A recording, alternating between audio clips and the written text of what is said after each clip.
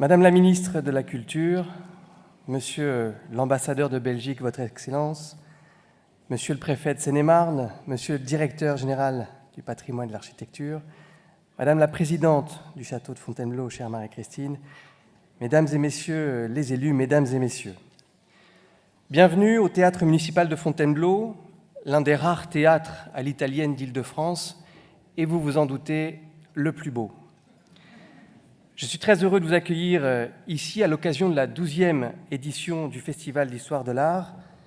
Ici, Madame la Ministre, à Fontainebleau, nous vivons chaque jour avec comme voisin l'État dans toutes ses composantes et nous avons pleinement conscience de ce que fait l'État pour la culture et la préservation de notre patrimoine.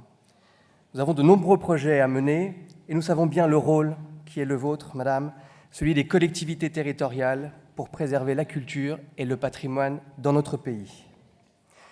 Vous avez pu découvrir toute la matinée un joyau de Fontainebleau, bien sûr son château. L'histoire de France y respire dans chaque pièce. Je veux remercier ici Madame la présidente du château et ses équipes pour le travail formidable qu'ils effectuent au quotidien pour promouvoir ce patrimoine historique. Le Festival de l'Histoire de l'Art en fait indéniablement partie. Cet événement est désormais inscrit dans l'agenda Bellifontain et particulièrement attendu chaque année. Il faut saluer, bien sûr, le rôle de l'Institut national d'histoire de l'art et la Direction générale des patrimoines et de l'architecture qui, aux côtés du château, propose un programme d'une très grande qualité. Et nous venons de loin pour y assister. Évidemment, je salue Votre Excellence pour votre présence. Particulièrement attendue, je disais, et peut-être un peu plus en 2023. D'abord parce que c'est toujours un plaisir d'accueillir nos amis belges. Je remercie une nouvelle fois votre présence. À vous, Monsieur l'ambassadeur, nul besoin de décrire les liens qui unissent nos deux pays, à l'exception, bien sûr, et vous ne m'en voudrez pas, d'une demi-finale de Coupe du Monde de football en 2018. Aussi parce que le thème retenu résonne comme un écho pour tout le monde, et particulièrement à Fontainebleau, le climat, je voudrais dire que le second joyau que nous avons à Fontainebleau, c'est bien sûr notre forêt. Nous avons la chance de vivre dans un environnement exceptionnel mais tellement fragile.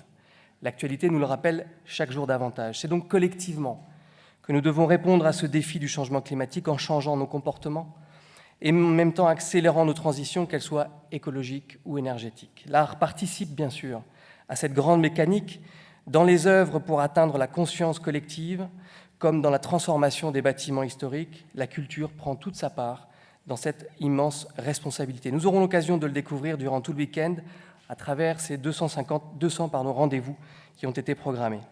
Et dans quelques instants, bien sûr, avec la conférence de M. Bas-Smets, j'y serai à titre personnel particulièrement attentif, car de nos aménagements futurs, y compris à Fontainebleau, et de la façon dont nous allons aménager le paysage de notre ville, dépendra également notre avenir.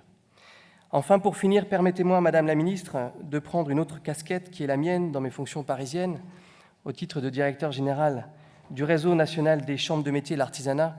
Je voudrais saluer, Madame la Ministre, le grand plan métier d'art que vous venez de dévoiler avec votre collègue, la ministre Olivia Grégoire.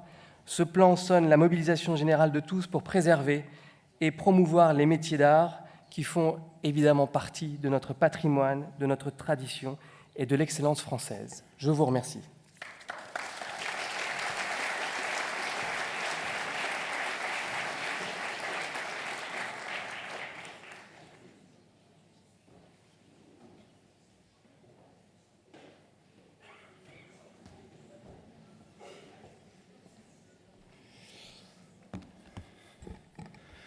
Madame la ministre, Monsieur le préfet, Madame la présidente du château de Fontainebleau, Monsieur le directeur général du patrimoine et de l'architecture, Monsieur le directeur général de l'Institut national de l'histoire de l'art, Madame la présidente de la Fondation des sciences politiques, Mesdames et Messieurs, en vos titres et qualités, et qui sont très nombreux aujourd'hui dans cette salle, je suis particulièrement honoré de m'adresser à vous à l'occasion de l'ouverture de ce festival de l'histoire de l'art centré à la fois sur la Belgique et sur le climat. Pour vous dire mon impression première, il n'y a pas de meilleur endroit que le château de Fontainebleau pour combiner à la fois le concept d'histoire et le concept d'art. Quant à la Belgique, eh bien, nous amenons l'élément climatique. Ceci dit, on a l'habitude de dire qu'on connaît mieux ce qui se passe à 10 000 kilomètres de chez vous que ce qui se passe chez votre voisin. C'est peut-être vrai, mais ce n'est certainement pas vrai dans le cadre de la Belgique et de la France. En fait, il est même difficile de parler, quand on considère les deux pays d'un point de vue historique, il est même difficile de parler de deux pays. Tant il est vrai que dans l'histoire, nos destins ont été associés. Enfin, c'est surtout le destin de la Belgique qui a été associé au destin de la France. Mais considérons que depuis la période bourguignonne, ce n'était pas encore la France d'aujourd'hui, mais c'était déjà un territoire qui allait en constituer une partie impressionnante. Puis ça a été la période des Pays-Bas espagnols, où sur notre territoire se sont livrées bien des batailles pour ce qui allait devenir bientôt l'Europe et les frontières actuelles des États.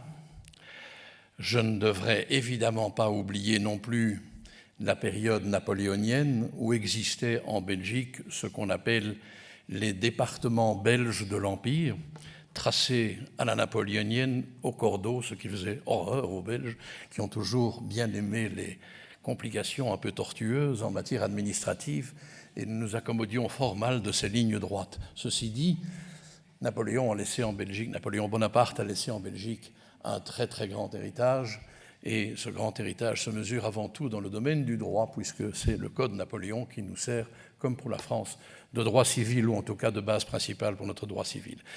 Ayant dit ceci, donc nos deux pays sont, sans même évoquer tous les désastres du XXe siècle, où nous nous sommes retrouvés d'abord alliés ensemble dans des conflits mondiaux, ensuite alliés dans la formation du nouveau monde d'aujourd'hui à travers les Nations Unies, à travers l'OTAN, à travers l'Union européenne et bien d'autres organisations internationales. Tout ça forme le terreau de notre maillage bilatéral. Et je me suis demandé dès le début comment alliez-vous faire pour pouvoir distinguer ce qui, dans l'histoire, relève de l'art français, de l'art belge, de l'art hollandais.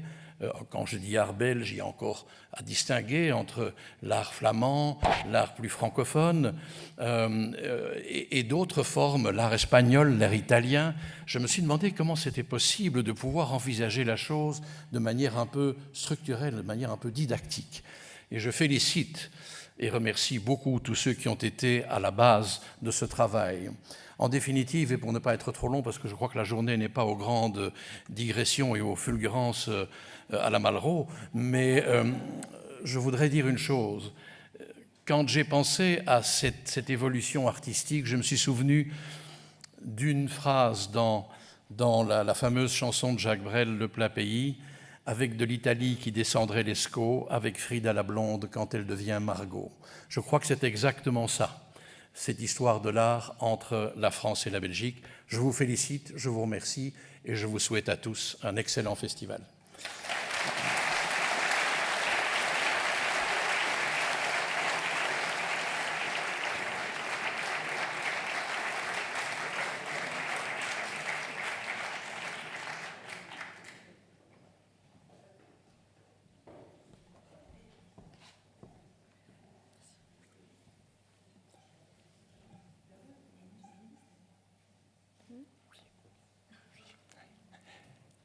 Mesdames et messieurs, je vais tout de suite donner la parole à Madame la ministre de la Culture. Merci.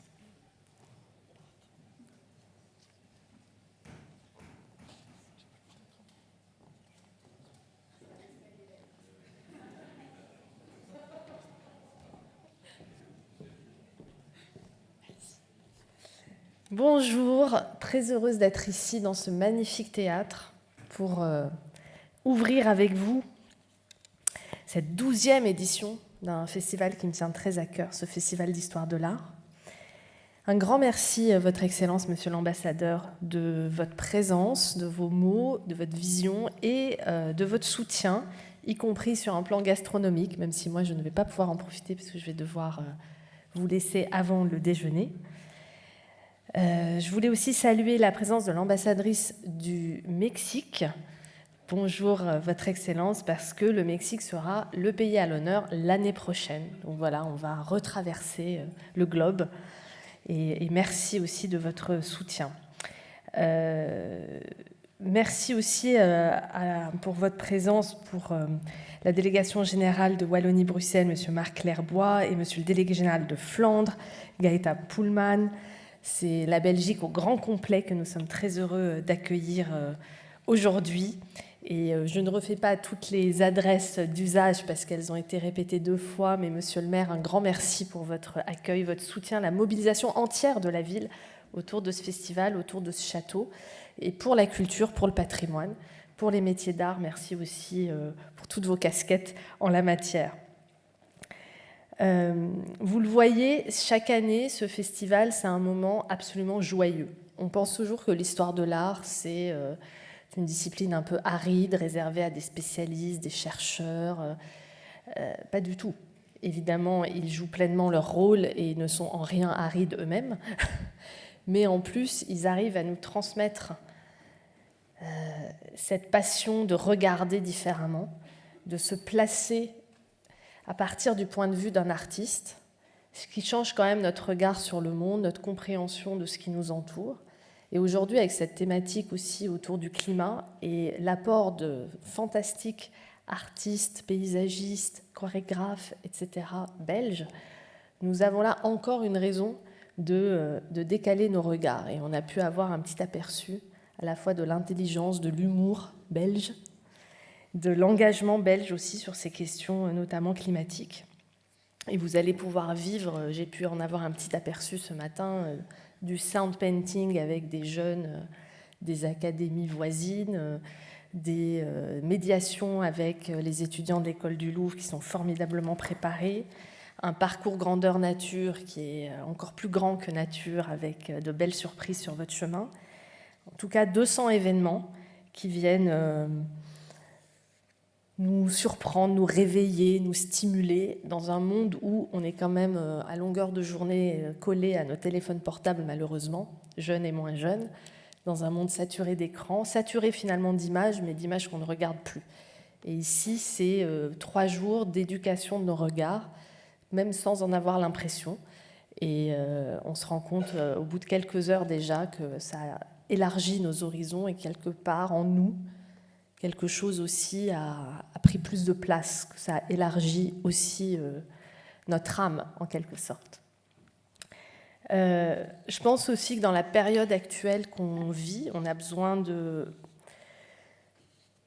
temps et de nuances et de complexité pour appréhender ce que parfois une œuvre d'art, quand elle est jetée en pâture sur les réseaux sociaux, peut créer comme polémique, comme malentendu, comme manipulation, instrumentalisation. Vous avez peut-être suivi pour certains d'entre vous une polémique récente qui a visé une œuvre d'une artiste suisse, Myriam Khan, au Palais de Tokyo, qui a été complètement inversée dans son propos. D'une œuvre dénonçant les horreurs de la guerre, elle a été vue et dénoncée comme une œuvre faisant l'apologie de la pédophilie.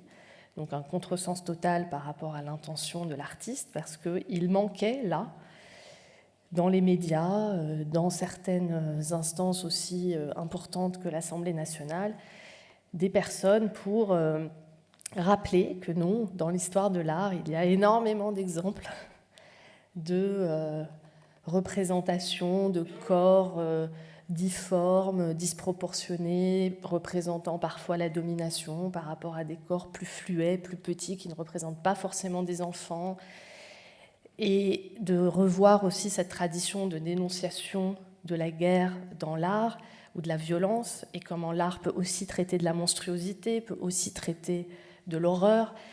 Tous ces débats-là, on n'a pas pu les avoir sereinement, parce que malheureusement, le Festival de l'Histoire de l'Art n'est pas tous les jours de l'année, et que visiblement certains députés de l'Assemblée nationale n'y vont pas, hélas pour eux. Mais voilà, on voit bien comment on peut se retrouver embarqué dans une dérive finalement assez dangereuse d'instrumentalisation de l'art. Et dans cette période aussi où on a besoin de nuances dans les propos. Je pense qu'un festival comme celui-ci, pour tous les jeunes qui y passent, pour tous les enfants, tous les scolaires et les adultes aussi, bien sûr, ça sera une magnifique occasion de poser nos regards et de réfléchir à comment après on regarde le monde. Donc pour tout ça, je voulais vous remercier. Remercier évidemment Marie-Christine Labourdette, la présidente du festival, du château de Fontainebleau, toute l'équipe de l'INHA, Laurence Bertrand d'Orléac, tous ceux qui sont impliqués autour d'Éric de Chassé. Je sais que c'est un travail colossal qui se prolonge évidemment après le festival, les publications, les projets, les expositions, les projets européens. Et vous nous donnez beaucoup d'espoir pour l'avenir. Merci beaucoup.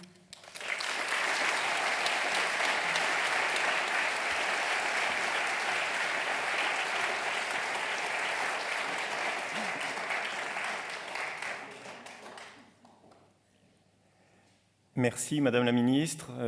Madame la Ministre, Monsieur l'Ambassadeur, Messieurs les délégués généraux, Mesdames et Messieurs, en vos titres et qualités, beaucoup de choses ont déjà été dites et donc rassurez-vous, je ne serai pas très long, mais avec ma collègue Verle Tilmans, directrice scientifique du festival, nous tenions à dire quelques mots à l'ouverture de cette manifestation pour exprimer notre reconnaissance. 3 jours de festival, c'est plus d'1 an de préparation et nous voyons aujourd'hui le résultat. Donc, c'est le fruit d'une initiative du ministère de la Culture, du travail conjoint de 2 établissements publics et de l'implication de très nombreux partenaires que je ne citerai pas pour ne pas être trop long, mais c'est effectivement une très forte implication. Donc voilà, à tous ceux qui, de près, de loin, et l'accueil aujourd'hui par la ville de Fontainebleau nous le montre, s'impliquent dans ce festival, je tiens à dire un grand merci. Et Verle Tilmans va pouvoir introduire notre conférencier du jour, Bas Metz. Merci à vous.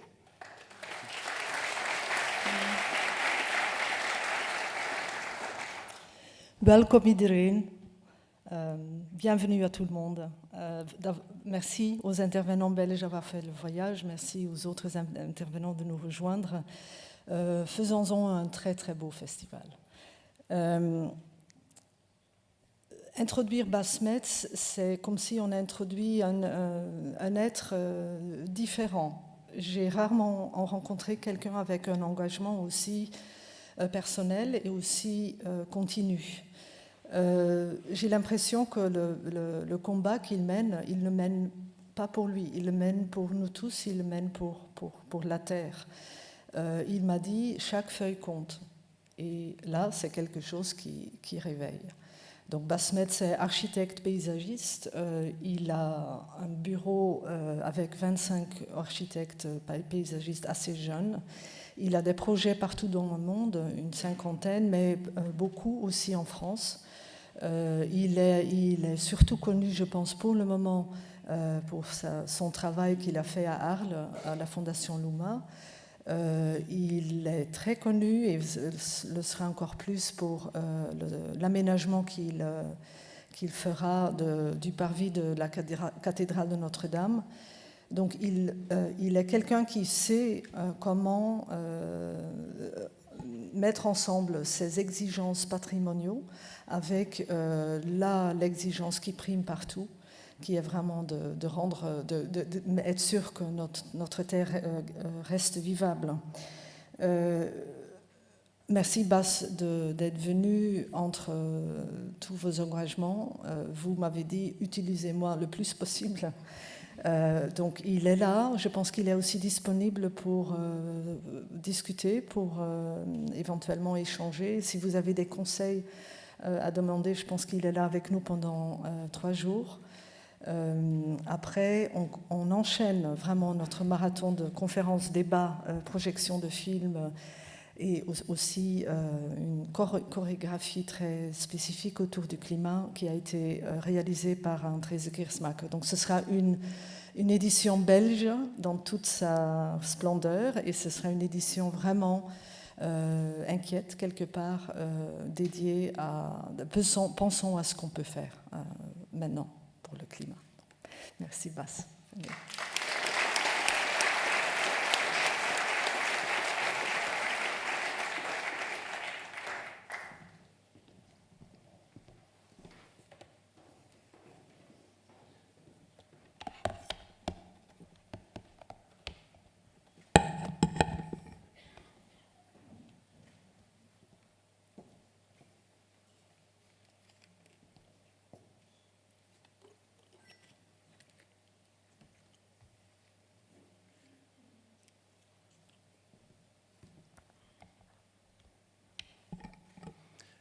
Chères mesdames, chers messieurs, c'est un véritable plaisir d'être ici parmi vous et de vous parler de paysage, nature et de climat.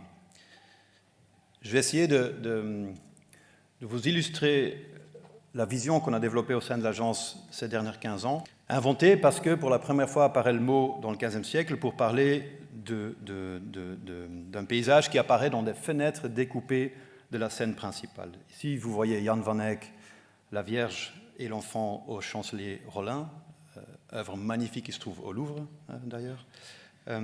Et le peintre crée une liberté en découpant cette fenêtre qui ne fait pas partie de la commande, dans laquelle il expérimente avec la perspective qui vient de l'Italie.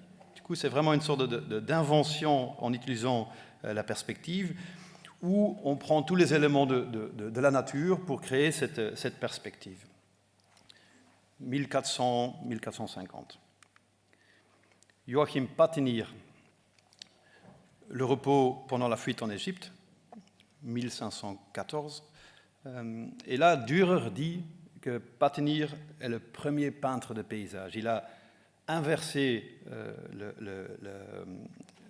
le fond arrière qui devient la scène même, et sa commande, qui est la fuite en Égypte, je l'ai calculé, devient 8% du tableau.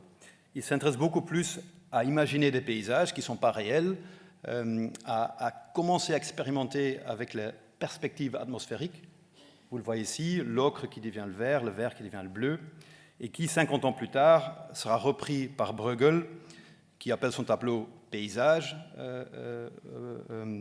avec la fuite en Égypte, parce qu'il dessine un paysage, il peint un paysage atmosphérique magnifique qui se trouve à Londres, où, encore une fois, il s'intéresse beaucoup plus à ces paysages imaginés, ces paysages Weltlandschaft, on dit en allemand, ce paysage, et quelque part la mission devient une sorte d'excuse pour l'expérimenter. Je saute à chaque fois une centaine d'années. Ici, le Lorrain, paysage pastoral, le mot paysage arrive dans les titres. Et là, encore une fois, Claude Lorrain ne sort pas pour peindre ce qu'il voit, mais il peint des scènes qu'il a lues dans la littérature grecque. Et je termine cette petite tour de paysage avec ce magnifique tableau de Joseph Turner, La Tamise au-dessus du pont de Waterloo. On est en 1830 quelques. Et ce tableau, Oscar Wilde en parle dans Le déclin du mensonge, et il dit qu'il a fallu Turner pour comprendre et pour voir le brouillard au-dessus de la Tamise. C'est un passage très, très, très connu, qui a été repris par Alain Roger, philosophe français, qui dit que le pays devient paysage par un processus culturel. Le pays, c'est l'existant, le paysage est une façon de le voir, une façon de le représenter. Récemment est venue l'idée que pas seulement Turner nous montre le brouillard au-dessus de la Tamise, mais aussi, surtout, il montre la pollution de la capitale avec ces bateaux en vapeur et déjà la pollution de l'air industriel. L'importance de ces quelques peintures, pour moi paysagiste, c'est de comprendre que le paysage est une invention, est une organisation des éléments naturels ou artificiels, est une façon de voir et de construire le monde. Après l'invention du paysage, j'aimerais bien dire quelques mots sur l'invention de la nature, ce qui est le titre du livre magnifique d'Andrea Wulf sur Alexander von Humboldt. L'invention de la nature, von Humboldt, il part avec Aimé Bonpland explorer les Amériques, et il invente une façon de représenter ce qu'il voit. Surtout, ce qui l'intéresse, c'est de comprendre l'interaction entre les éléments. Ici, vous voyez ce magnifique tableau du Chimborazo, et surtout, sur les côtés, vous voyez tous les tableaux, toutes les mesures qu'il a pris, l'altimétrie, l'humidité, la température, mais même la couleur bleue du ciel, qui pensait à l'époque était un paramètre important. Et il essaye de comprendre comment fonctionne la nature, comment le biosphère est un système, comment les plantes réagissent par rapport au climat dans lequel elles se trouvent. Et il le fait d'une façon en anglais on dit a designerly way of thinking, il réfléchit par le dessin. Et j'adore ces esquisses qui sont à Berlin, où on voit qu'en redessinant ce qu'il voit, en essayant de comprendre ce qu'il voit, il essaye d'en déduire une science. Paysage, nature, climat. Cette image est beaucoup plus récente. Elle a été publiée en mars de cette année, 2023, par le GIEC. Vous l'avez peut-être vu dans des journaux. Très coloré, mais assez effrayant, même très effrayant. La projection du chauffement climatique dans les années à venir. Et je ne sais pas si vous avez lu le sommaire du GIEC, de l'IPCC, où on dit clairement nous avons 10 ans qui vont avoir un impact sur les 1000 ans à venir. Quand on lit ça, c'est 10 ans. 10 ans, ça veut dire nous. Les 10 ans qui vont suivre, qu'est-ce qu'on va faire? Et évidemment, il n'y a pas une solution facile, il n'y a pas une solution planétaire à appliquer. Il y a, je pense, une multitude de solutions qu'il faut appliquer urgentement, et surtout dans les villes. C'est dans les villes qu'on pollue le plus, et c'est dans les villes qu'il y a le plus d'opportunités de changer le climat, de créer des microclimats. Et en fait, ce qu'on a développé à l'agence, c'est de comprendre la ville comme l'artifice qu'elle est, de comprendre comment les bâtiments changent le vent, comment les bâtiments changent l'exposition au soleil, ou encore comment les trottoirs changent le ruissellement des eaux et imperméabilisent le sol. En fait, de vraiment réfléchir à l'échelle d'un lieu et d'imaginer de créer un microclimat pour ce lieu. Je vais vous le montrer avec quelques exemples. On a eu la chance de travailler dans plusieurs pays en Europe, mais à travers le monde. Et tous ces projets font partie pour moi de cette recherche planétaire, de trouver des réponses microclimatiques au lieu où on travaille. Je vous le montre à travers 5 projets, dont 3 en France, mais je commence à Londres. À Londres, où en 2009, on m'avait demandé de transformer une cour minérale en jardin luxuriant. La cour faisait 4 sur 8 mètres, ce qui doit faire exactement le podium sur lequel je me trouve. Et cette cour était entourée des façades assez hautes sur 3 côtés, qui me faisaient penser qu'il y avait un microclimat en jeu. Un microclimat parce que les vents étaient bloqués, le soleil était bloqué, et finalement, il y avait une sorte de lieu un peu étrange. Et j'avais demandé à l'entreprise qui faisait la rénovation de la façade de prendre la température à la fois dans la cour et à l'extérieur dans la rue. Et on voyait qu'il y avait 3-4 degrés de différence, ce qui m'a aidé à prendre la décision de dire peut-être il ne gèle jamais dans cette cour. Protégé des vents, il y a une certaine perte de chaleur avec les fenêtres qui l'entourent.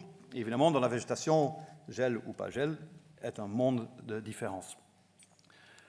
On a poussé plus loin cette première lecture climatique il y a 14 ans, et on s'est rendu compte qu'on est assez proche d'un sous-bois subtropical, avec les bâtiments qui prennent le rôle des arbres primaires, avec le vent qui est bloqué par les végétaux, et avec le sol qui ne pénètre pas jusqu'en bas. Et du coup, on s'est rendu compte que même s'il y a quelques degrés de différence entre, évidemment, Londres et les subtropiques, qu'on peut planter des fougères arborescents, comme vous le voyez ici, quand on est allé les chercher.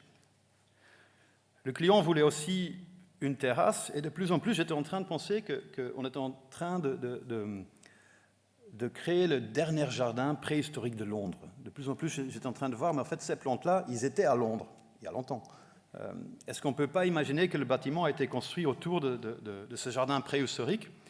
Et du coup, faire une terrasse me semblait un peu compliqué.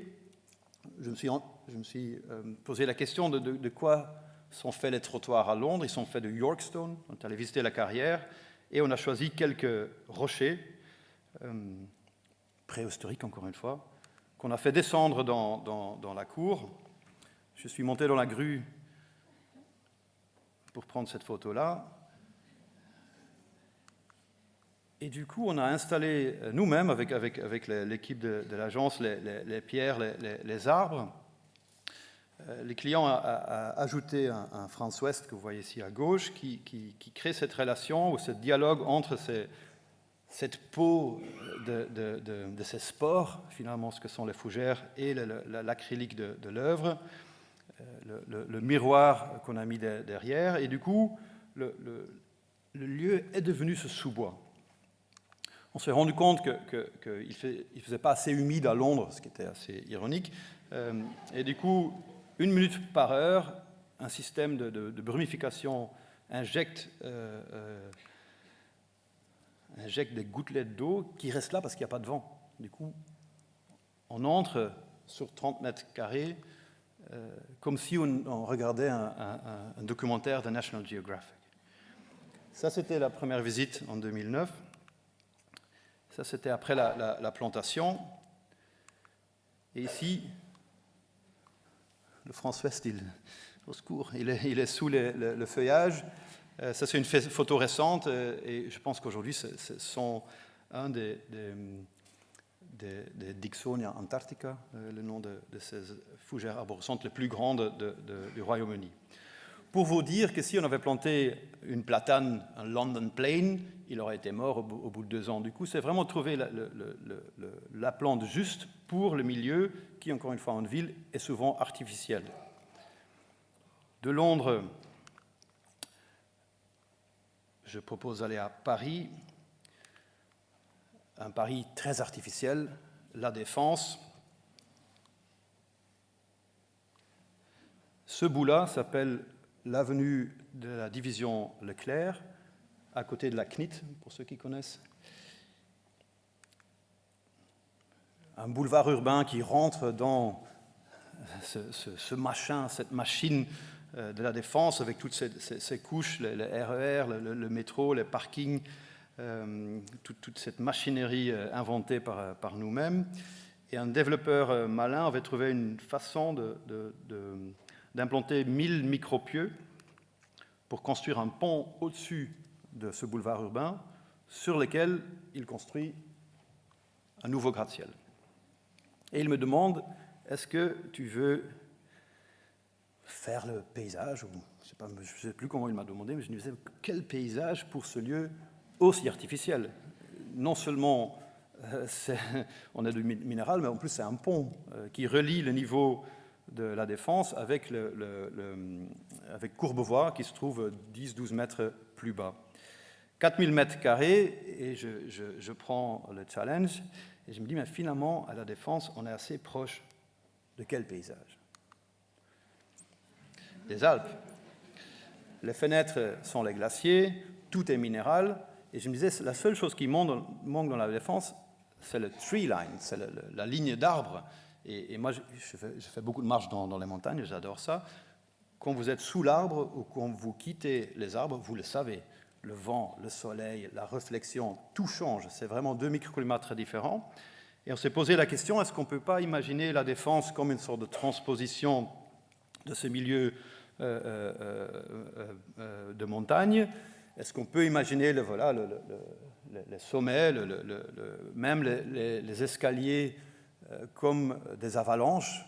Parce que quand vous baladez dans les Alpes, de plus que vous descendez, de plus que la pierre devient friable, change d'échelle. Et est-ce qu'on ne peut pas imaginer cette ligne d'arbres? Alors le développeur me dit, dans le PU, dans le permis d'urbanisme, est écrit qu'il faut planter au moins 9 arbres. Donc il m'a dit, vous faites ce que vous voulez, mais il faut 9 arbres. J'ai dit, ne vous inquiétez pas, il y aura 9 arbres. Et du coup, on a fait une lecture de la structure qui est assez complexe, parce qu'il y a des poutres, évidemment, c'est un pont. Il y a aussi l'accès pour les voies-pompiers. Il ne faut pas planter sur ces accès, bien évidemment. Il y a les accès pour les PMR. Et du coup, on a fait cette carte de zones non plantables. Mais je le vois comme si je faisais une lecture d'un lieu naturel. Sur un rocher, vous ne pouvez pas planter un arbre. Dans un fleuve, vous ne pouvez pas planter. Du coup, c'est vraiment cette idée de lire l'artificialité de l'homme comme une nouvelle nature et comprendre les opportunités. Parce que les plantes, elles sont heureusement opportunistes. Et on peut s'allier à cet opportunisme des plantes. Et du coup, on s'est dit, si ça sont les zones non plantables, tout le reste l'est. On a négocié pour avoir des volumes continus, et du coup, avec un logiciel, on a calculé comment planter ces arbres pour imiter ce que la nature aurait fait d'elle-même. On a planté 50 arbres au total, pas dans une composition, mais vraiment dans la logique des plantes. Après 2 ans de négociation pour avoir un sol fertile, 53 cm, j'ai eu.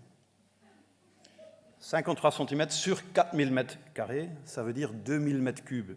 2000 mètres cubes, ce n'est pas rien. Ce qui compte, c'est le volume. Un arbre adulte occupe 1 mètre cube par an. Du coup, en ville, on essaye de lui donner au moins 30 mètres cubes pour que pendant 30 ans, il puisse se développer. Ici, ils ont 2000 mètres cubes de terre,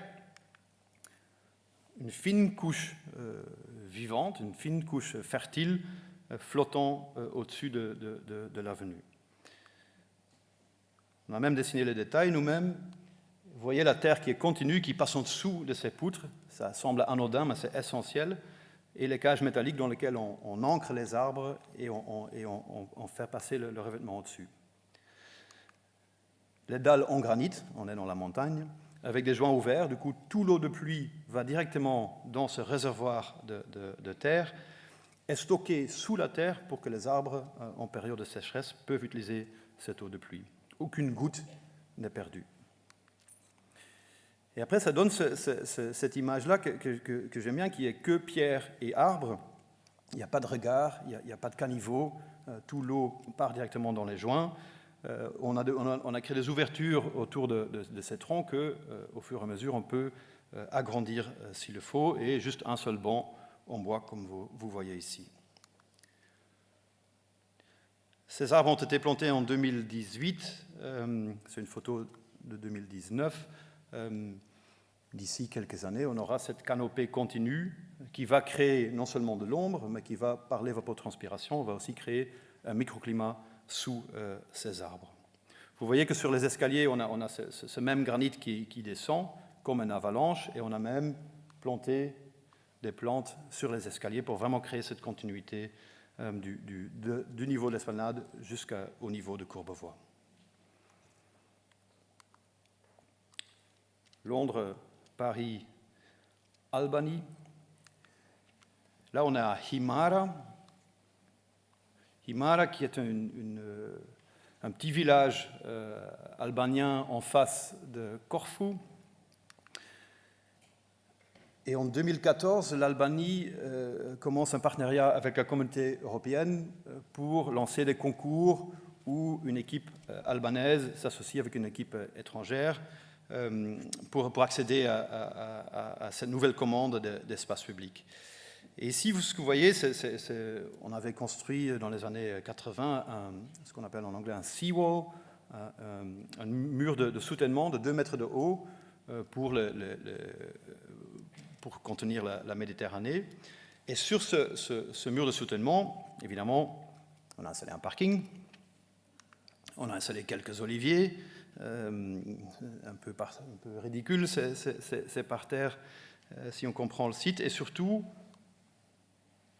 les restaurants et les hôtels complètement coupés de l'accès vers la Méditerranée, pas seulement visuellement, mais aussi physiquement, parce qu'il y avait juste quelques petits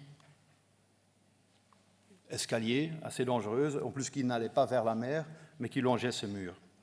Et dès le début, on s'est dit, mais en fait, comment on peut retrouver cette qualité de la côte albanienne au sud, qui est magnifique, avec ces pinèdes qui tombent dans l'eau, avec ces rochers. Comment on peut retrouver cette qualité-là? On s'est dit, évidemment, il faut retravailler ce mur de soutènement. On a proposé une série de plateformes. On a travaillé avec un ingénieur maritime qui nous a confirmé que cela absorbe beaucoup mieux le choc des vagues. Et dès qu'on est en dehors de l'eau trop salinée, on propose de planter des pins maritimes. Du coup, une seule coupe qu'on a déployée sur 350 mètres et qui produit ces plateformes qui créent une continuité entre le waterfront, les façades et la mer, et qui permettent d'organiser des marchés, mais surtout qui permettent d'avoir une forêt linéaire de 300 mètres de long et qui transforme du coup ce lieu avant les travaux, ici la perspective et ici les photos de la réalisation. J'aime bien entre les parasols et les pins parasols, il y a une sorte de jeu. Et surtout, quand on est dans l'eau, d'abord, on voit la pinède, et derrière, on voit les bâtiments. Du coup, ça change complètement le rapport par rapport au site. On a créé le béton avec le sable d'une plage pas loin. Du coup, on a même l'impression que les plateformes, c'est une sorte de solidified sand, on dit en anglais, une sorte de sable solidifié. Comme vous voyez ici, avec les vagues, évidemment, le sable se balade sur les plateformes. Les enfants, quand ils ont trop chaud, ils se mettent sous cette pinède pour trouver un peu d'ombre, comme ce chien. D'abord la pinède, ensuite les bâtiments, un rapport qui change complètement. Ici, vous le voyez bien un peu plus loin. Et les quelques placettes, il y en a 3, plantées de platanes. Et finalement, une seule coupe qui organise et qui retrouve quelque part le rapport entre la Méditerranée et ses collines habitées. Je reste dans la Méditerranée avec le projet de Arles. Arles, qui était une des plus importantes villes romaines après Rome, en témoignent l'amphithéâtre et le théâtre. Et juste en dehors de la ville romaine, en 1848, la SNCF avait construit le parc des ateliers, un lieu pour la réparation et la construction des locomotives. Le site avait été creusé dans le rocher, du fait qu'il n'y a pas terre ni eau. On est sur le rocher, et sur ce rocher, on avait ajouté une couche de béton parfaitement plate, parfait pour rouler justement toutes ces locomotives d'un bâtiment à l'autre. Chaque bâtiment servait à un but très utile, entre les forges, la mécanique, la grande halle. Il y avait toute une série de bâtiments sur 10 hectares qui était l'activité principale de Arles pendant de nombreuses années, jusqu'à la fermeture dans les années 80. Ensuite, le Festival des rencontres a pris ou a utilisé ce lieu quelques mois par an pour ses expositions. Et en 2000, je pense 8 ou 9 ou 7, par là, Maya Hoffmann de la Fondation Luma décide de l'acheter, de le transformer en lieu pour l'expérimentation et l'exposition des œuvres d'art, souvent liées à la science. Et elle demande à Annabelle Zeldorf de rénover les bâtiments, à Frank Gehry de faire un nouvel tour, et elle me demande, moi, de créer un paysage, et elle me demande,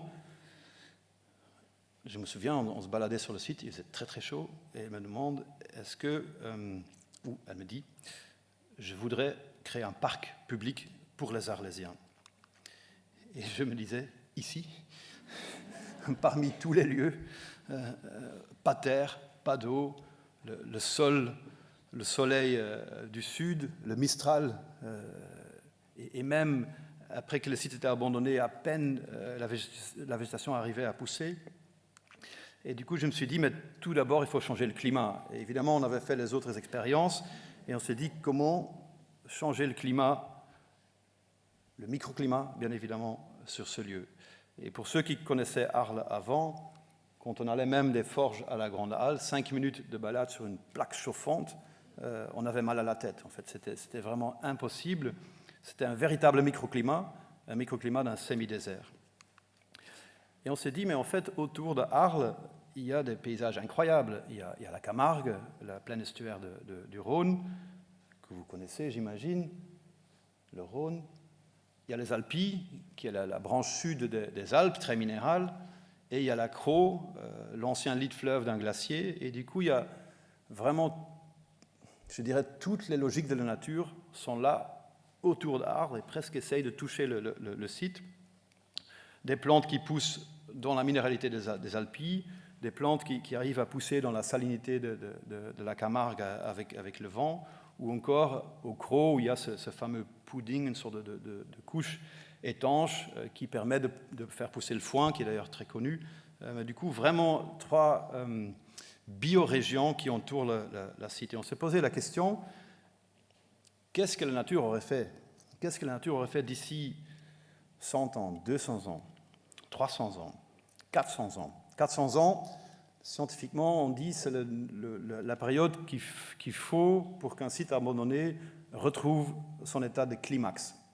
Climax, ça veut dire qu'il y a une succession écologique à partir des plantes pionnières jusqu'aux plantes climatiques qui sont à la fin de ce cycle, jusqu'au moment qu'il y a un feu ou quelque chose qui arrive et on recommence le cycle. Et on s'est dit, mais en fait, sur ce site, il y a ce vent, il y a le Mistral qui est très fort. On avait les études de vent, et on a pris ces études de vent, et on s'est imaginé que d'ici 400 ans, le vent va amener des sédiments. Les sédiments vont produire une topographie. La topographie va créer de différents milieux. Ces milieux vont être envahis par les plantes. Et du coup, on a créé une sorte d'hypothèse de ces 400 ans de développement, et on a essayé de les accélérer. Du coup, on a creusé pour créer un étang. Cet étang permis de créer cette topographie. Cette topographie est formée par le vent. Et ensuite, on s'est rendu compte qu'on a produit une coupe asymétrique climatique. Parce qu'en été, on est sur la pente faible, la pente douce, à l'ombre des arbres, et on a le vent qui rafraîchit. Tandis qu'en hiver, on se met de l'autre côté, au soleil, coupé du vent froid par cette butte et par ces plantations. Et cette heureuse coïncidence, on l'a déployée sur les 6 hectares de site. Et ensuite, on a regardé, parce que comme il n'y avait pas de terre, la seule terre qui se trouve sur site aujourd'hui, c'est la terre qu'on a ajoutée, jusqu'à 3,5 mètres de hauteur. Évidemment, avec chaque étape ou avec chaque augmentation de terre, on peut imaginer une nouvelle succession écologique. Et du coup, il faut vous imaginer que quand vous marchez dans le parc et vous voyez les dunes qui montent, que vous êtes à côté d'une dune qui fait 2 mètres sur laquelle vous voyez un magnifique pin parasol, vous êtes 300 ans plus dans le futur. Du coup, ce n'est pas une réparation du passé, mais c'est d'accélérer le processus naturel pour plus vite aller vers le futur. L'eau vient d'un canal qui a été créé par le comte de Craponne dans le XVIe siècle et qui est l'eau non utilisée par les agriculteurs de la Crau. Du coup, la ville est devenue membre de cette association qui s'appelle les Arrosants de la Crau. Au lieu de verser cette eau non utilisée dans le Rhône, on le pompe dans notre étang. Il est filtré par les plantes aquatiques et régénéré par d'autres types de plantes, et ensuite utilisé pour l'irrigation pendant les 2 premières années. Ensuite, sous chaque colline, on a créé une nappe phréatique artificielle pour que toute l'eau de pluie est récupérée et gardée sur place. Et ça, on le fait dans tous les projets maintenant. Vous l'avez vu ici en France aussi, un été très très sec, et ensuite beaucoup d'eau en très peu de temps. Et il faut qu'on arrive à capter cette eau sur place pour que les arbres puissent l'utiliser plus tard. Le drame aujourd'hui, c'est que toutes les villes sont construites pour évacuer l'eau au plus vite. Et en fait, il faut faire l'inverse, il faut garder l'eau sur place. Avant semi-désert, on a travaillé avec Transolar, des ingénieurs du climat, pour travailler justement pas seulement sur la température, mais sur la température ressentie. Et la température ressentie, c'est ce que le corps ressent, est à la fois la température de l'air, mais aussi l'humidité, aussi la radiation et aussi le vent. Et en fait, le projet qu'on a créé avec l'eau, les temps qui s'évaporent, avec les plantes qui créent de l'évapotranspiration, avec la radiation qui change, ce n'est plus une plaque chauffante, mais c'est une pelouse refroidie. On fait descendre la température ressentie de 20 degrés, de 55 à 35. Et du coup, Transolar a calculé qu'avant le projet, il y avait 13% du temps, ce qu'ils appellent confortable. Aujourd'hui, on a 65. Et s'il y a un petit vent, on augmente jusqu'à 77% le temps agréable dans le parc. Avant les travaux, la dalle stérile que vous voyez ici Et après, la dalle habitée de 80 000 plantes de 140 espèces.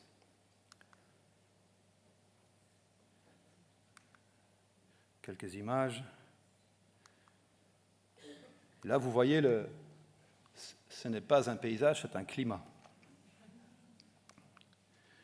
Ici aussi, j'aime bien montrer cette image-là. Chaque plante que vous voyez, nous l'avons plantée il y a 2 ans. Et ce n'est qu'aujourd'hui, j'y étais la semaine passée, ce n'est qu'aujourd'hui qu'en fait, les plantes sont libérées. Pendant 2 ans, les plantes arrivent avec leur motte d'une pépinière, transplantées quelques fois. Ils s'installent, ils sont un peu perturbés. Au bout de 2 ans, soudainement, on voit les nouvelles pousses. En fait, les racines sortent de leur motte et trouvent l'eau. On a aussi un système d'arrosage très spécifique où on utilise des anneaux que chaque année on agrandit, en fait, pour stresser un peu les racines, pour qu'ils aillent chercher l'eau. Parce que la drame en ville, c'est que souvent, on donne de l'eau proche du tronc, l'arbre devient paresseux. Parce que, bon, pourquoi il allait chercher de l'eau si vous le donnez là où il est?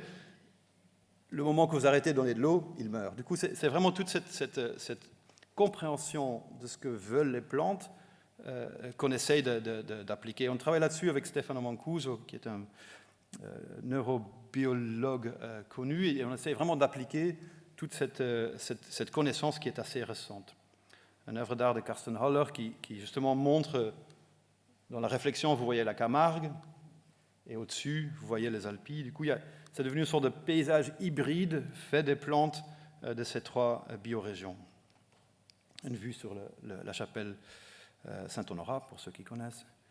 Et aussi, puisqu'on a planté ces 140 espèces, puisqu'on a fait toute cette recherche écologique, on a mis des petites plaques pour que les écoles qui viennent peuvent apprendre la construction de ce paysage. Voilà une vue aérienne récente. J'y étais ce week-end et en fait, c'est vraiment agréable de voir comment le parc est utilisé. En fait, c'est intéressant de voir que tous les gens se mettent dans l'ombre de l'arbre qu'on a planté. En fait, tous les schémas qu'on avait imaginés deviennent une réalité. Ça, c'est rassurant, au moins. C'est vrai. Et dès le début, et on doit être en 2010, j'avais dit à Maya Hoffman et son équipe que j'allais calculer le succès de mon parc, pas seulement par le nombre de visiteurs, mais par le nombre d'oiseaux migrateurs. Et on avait fait une liste par mois de passage des oiseaux, et on a contacté la Tour du Vala, le centre scientifique de la Camargue, qui a fait un repérage il y a quelques mois. Et cette année, il y a 37 nouvelles espèces qui ont été vues sur le site. On a positionné des nichoirs en fonction de leurs résultats. On va essayer de booster encore plus et vraiment créer un lieu de biodiversité à la fois dans le sol, à la fois dans l'air, à la fois dans l'eau. Et je montre cet exemple parce qu'encore une fois, il n'y avait rien. On l'avait détruit. On sait réparer. On sait utiliser la logique de la nature, et une fois qu'on a planté les plantes, les animaux reviennent. Du coup, pour moi, ce projet était une sorte aussi un message d'espoir, en fait, dans ce monde compliqué. On sait le faire. Et je termine avec quelques mots sur Notre-Dame. J'aimerais bien vous expliquer les intentions du projet. Pas le projet même, parce qu'on est en phase avant-projet, qui n'est même pas terminé, mais les intentions du projet qui se nourrissent de tout ce que je vous viens d'expliquer. Alors, quand on a répondu au concours international, on l'a fait avec les architectes Grau de Paris, avec NGA, ainsi qu'Ingerop. Et dès le début, on s'est posé la question...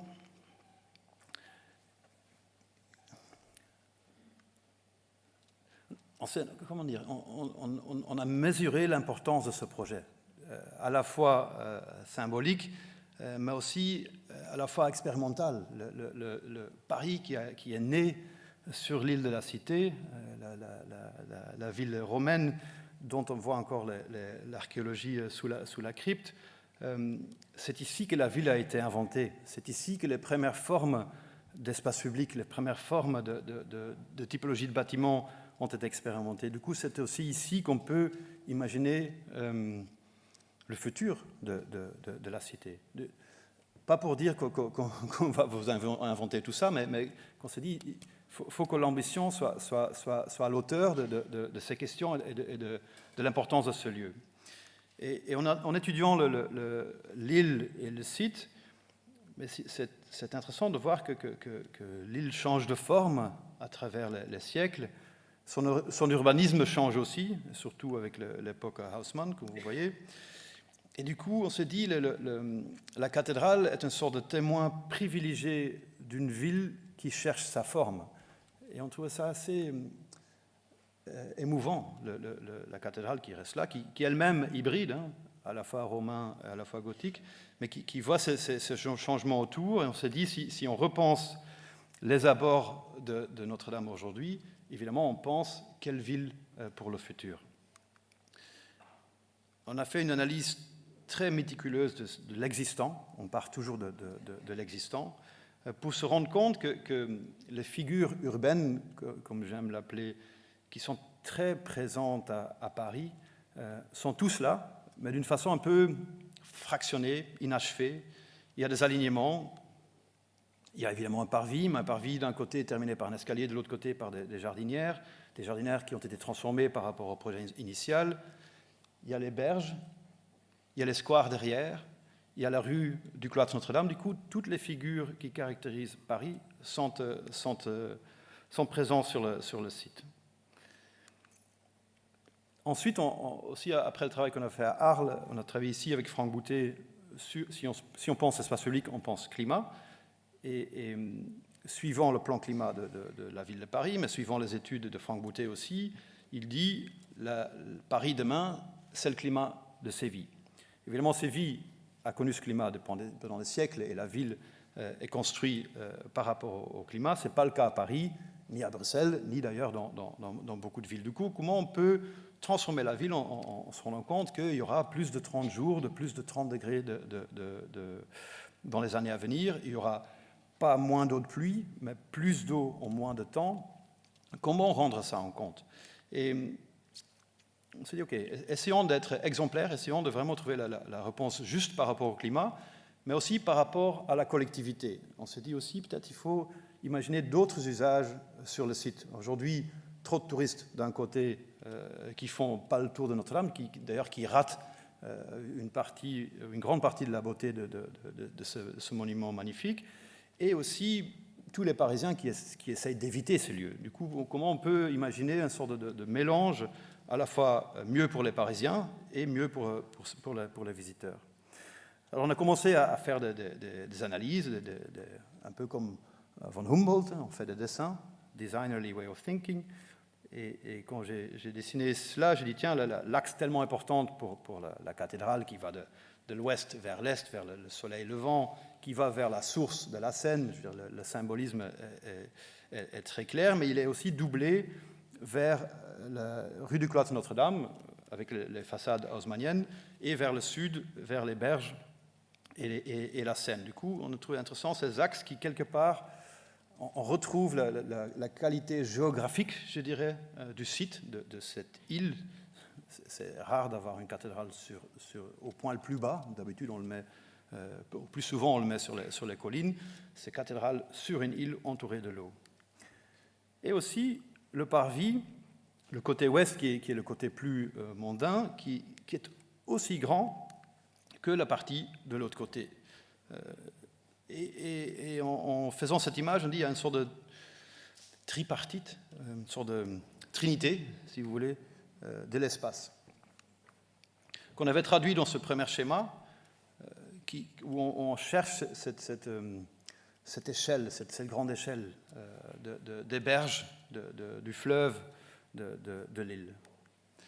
Et ensuite, pour vous montrer les intentions du projet, je vous montre ici l'existant au plus précis qu'on a pu le dessiner. On a vraiment mesuré les canopées des arbres existants, leur hauteur, le remplacement.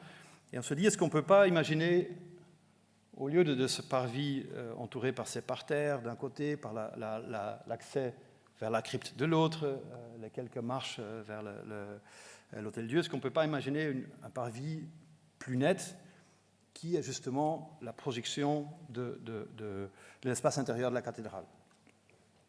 Est-ce qu'on peut imaginer que là où aujourd'hui il y a les rampes pour aller vers le parking qui sera transformé dans un centre d'accueil, qu'on bouche les rampes et on utilise cet espace pour planter plus d'arbres, de 2 alignements à 5 alignements, pour créer une distance par rapport à la rue de la Cité et la préfecture de police, et pour créer une sorte de petite placette arborée qui accueille les visiteurs avant de découvrir ce parvis.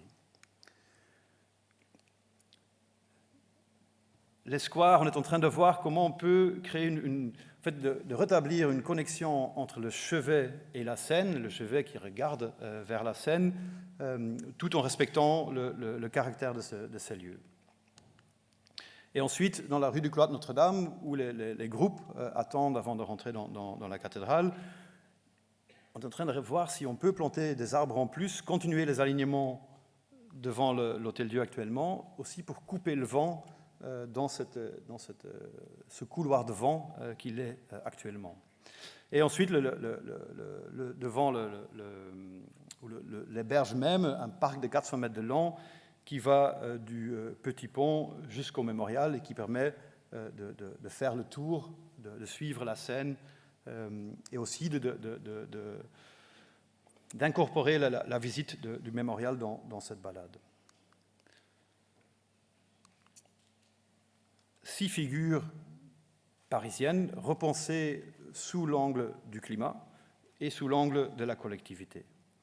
Je vous montre quelques images que vous avez pu voir publiées déjà, mais du coup on a imaginé le parvis comme une clairière entourée des arbres qui permettent à la fois de s'asseoir à l'ombre, de faire la queue à l'ombre et de garder cette vue dégagée, cette vue magnifique sur la cathédrale, ainsi que d'organiser, je pense, plus que 270 événements par an. La demande était très claire, il fallait que le parvis reste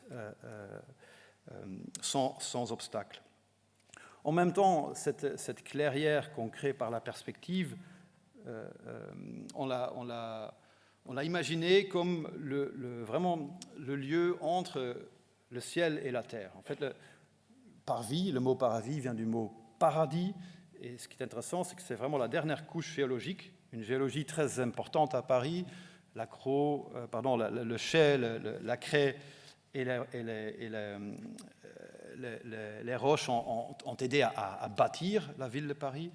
Du coup, c'est la dernière couche géologique, mais aussi la première couche où tombe l'eau. Du coup, vraiment, l'importance de cette fine couche.